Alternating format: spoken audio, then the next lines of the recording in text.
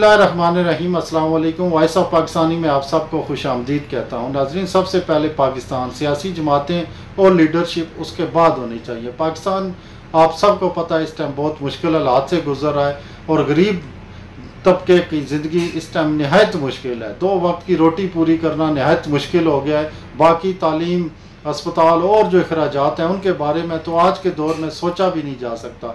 वो मज़दूर जो पूरा महीना 30 दिन लगातार काम करे तो वो तब जाके इतने काबिल होगा कि गुजारे के लिए 2 वक्त की रोटी पूरी कर सके। और जिन गरीबों के पास कोई काम नहीं है या जिनके पास कोई कमाने वाला नहीं है, उनके हालात का अंदाज़ा सिर्फ वही लोग कर सकते हैं जिनके ज़मीर जिंदा है, जिनमें इंसानियत है। मुर्दा ज़मीरों के लिए ये आम सी बात है, उन्हें इस चीज़ की कोई परवाह नहीं है। और इसी मुर्दा ज़मीरी की आज एक छोटी सी मिसाल मैं आप लोगों के साथ शेयर करूँगा। और इसमें कसूर किसका है?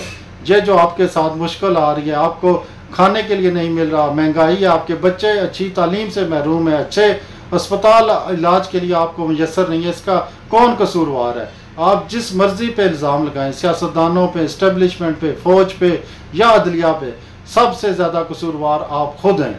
क्योंकि आप लोग हैं जो इनको वोट देकर यहाँ तक पहुँचाते हैं, वो भी अपने चंद छोटे छोटे मफादात के लिए, गली नाली के लिए, एक खंबे के लिए, गैस के लिए।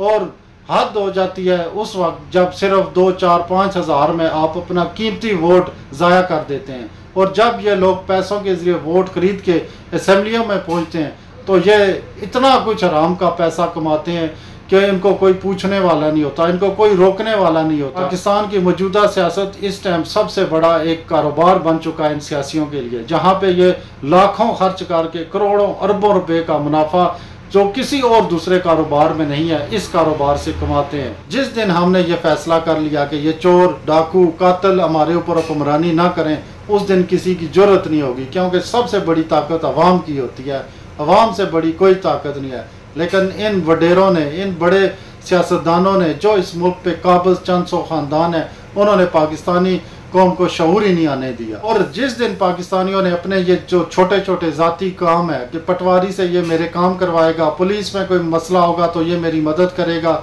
ये गली पक्की करवाएगा, सड़क बनवाएगा, गैस लगवा देगा, इन चीज़ों को छोड़ के मुल्क की सोचना शुरू कर दी, उस दिन पाकिस्तान भी बदल जाएगा और गरीब आवाम की ज़िंदगी भी बदल जाएगी।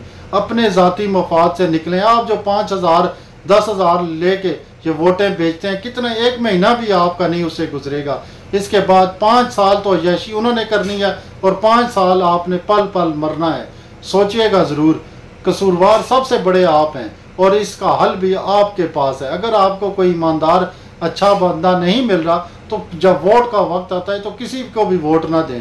वोट ना देकर आप अपना एहतजाज रिकॉर्ड कर सकते हैं। कम से कम इतना तो होगा ना, जो ये गलत काम कर रहे हैं उसमें आप भी शरीक नहीं होंगे। अभी मैं आप लोगों के साथ जो खबर शेयर करने जा रहा हूँ, अगर ये किसी दूसरे मुल्क में होता या ऐसी कौम के साथ होता जो शऊर रखने वाली होती, तो सिर्फ एक इस खबर के ऊपर ही वो उठ खड़े होते कि हमारे हकूक़ के, हमारे हक हलाल के पैसों पे आप कैसे अयाशियाँ कर रहे हैं, कैसे ये पैसा उड़ा रहे हैं।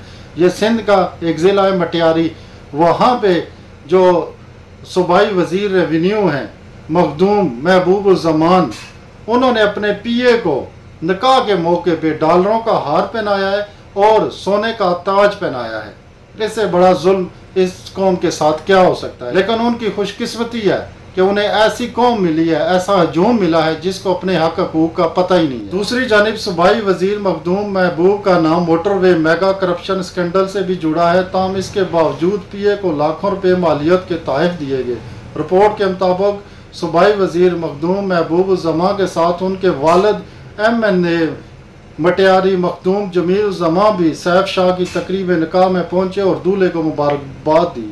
ज़राए के मुताबिक तोहफे में दिए गए 4 तोले सोने के ताज की मालियत तकरीबन 8 लाख और डॉलर के हार की मालियत 25 लाख रुपए से ज़्यादा बताई जा रही है। जब कौम अपने हक हकूक़ के लिए नहीं उठती है, जब कौम को शऊर नहीं होता, बेहिस हो जाती है, अपने छोटे छोटे मफादात के लिए वो इन लोगों को सपोर्ट करते हैं, अपने वोट बेचते हैं, तो उस कौम के साथ फिर यही होना है।